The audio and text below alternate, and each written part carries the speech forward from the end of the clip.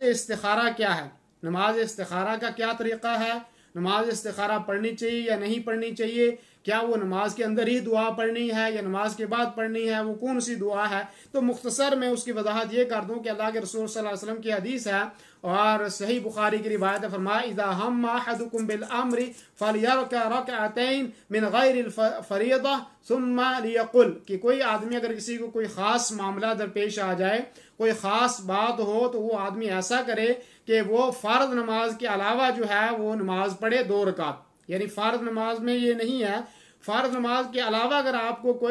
کوئی مشکل امر پیش آ جاتا ہے، آپ کو شادی کے لیے استخارہ کرنا ہے، آپ کو نوکری کے لیے استخارہ کرنا ہے، آپ کو کسی اور کام کے لیے استخارہ کرنا ہے، یہاں کہ اللہ کے رسول صلی اللہ علیہ وسلم کے صحابہ کہتے ہیں اللہ کے رسول صلی اللہ علیہ وسلم ہمیں استخارہ اس طرح سے سکھاتے تھے، اتنی اہمیت کے ساتھ استخارہ سکھاتے تھے کہ جیسے آپ قرآن کی کوئی آیت ہمیں سکھا رہا ہوں۔ تو استخارہ کیا ہے؟ اللہ سے ایک مشورہ ہے کہ ہم اللہ سے مشورہ کر رہے ہیں کہ یہ کام میرے لیے اچھا ہوگا یا نہیں ہوگا، تو آدمی اللہ سے مشورہ کرتا ہے۔ اور اس کے لیے یہ ہے کہ آدمی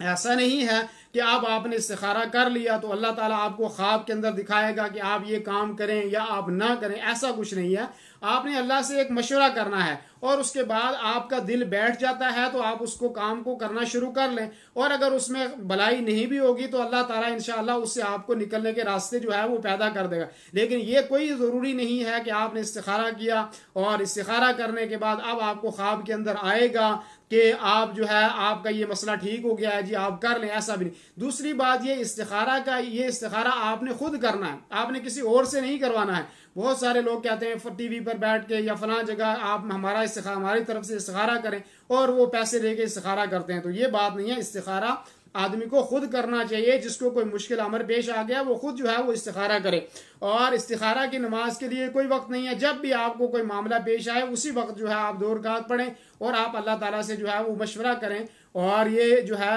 کرنا چاہیے استخارہ۔ اللہ کے رسول صلی اللہ علیہ وسلم نے یہ طریقہ ہمیں سکھایا ہے اور اللہ سے یہ ایک مشورہ کرتا ہے آدمی اور کرنا چاہیے۔ اور اس کا طریقہ جو ہے یہ ہے کہ میں نے آپ کو بتا دیا کہ آدمی 2 رکعت پڑھے، 2 رکعت پڑھنے کے بعد یہ دعا ہے، لمبی دعا، اور یہ دعا آپ نے جو ہے وہ پڑھنی ہے۔ اور اس میں یہ بھی ہے کہ اگر آپ کو یاد نہیں بھی ہے، یہ عربی والی دعا آپ کو یاد نہیں بھی ہے، تو آپ اردو میں بھی دعا کر سکتے ہیں کہ اللہ رب العالمین جو ہے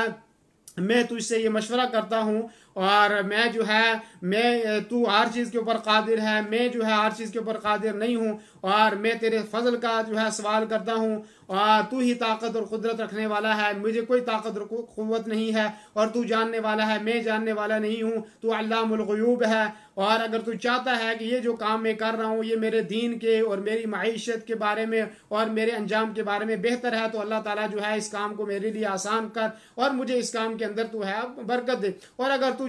جانتا ہے کہ یہ کام میرے لیے، میری معیشت کے لیے، میرے عاقبت کے لیے یہ بہتر نہیں ہے، تو مجھ کو اس کام سے دور رکھ اور اس کام کو مجھ سے جو ہے وہ دور رکھ۔ تو یہ آدمی اپنی زبان میں بھی الفاظ کر سکتا ہے، لیکن حدیث کے جو الفاظ ہیں اور حدیث میں جو دعا منقول ہے وہ دعا آدمی کو پڑھنی چاہیے، اور وہ دعا لمبی دعا ہے، میں ایک مرتبہ آپ کو پڑھ دیتا ہوں، اور آپ انشاءاللہ اگر کوئی آدمی واٹس ایپ پر یا فیس بک پر مجھ سے کہتا ہے کہ یہ دعا ہمیں بھیج دیں، تو انشاءاللہ وہ دعا بھی میں آپ کو ترجمہ کے ساتھ بھیج دوں گا۔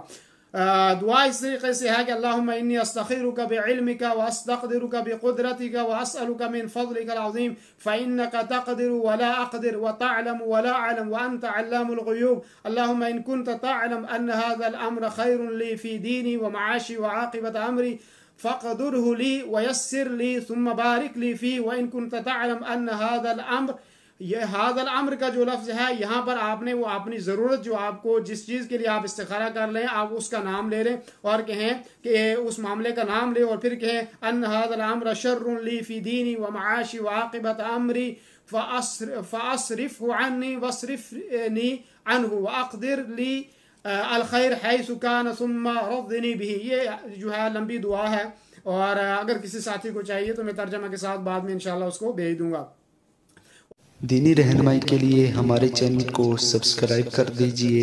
اور گھنٹی کے نشان کو دبا دیجئے تاکہ آپ کو مزید قیمتی ویڈیوز ملتے رہیں۔ جزاک اللہ خیر۔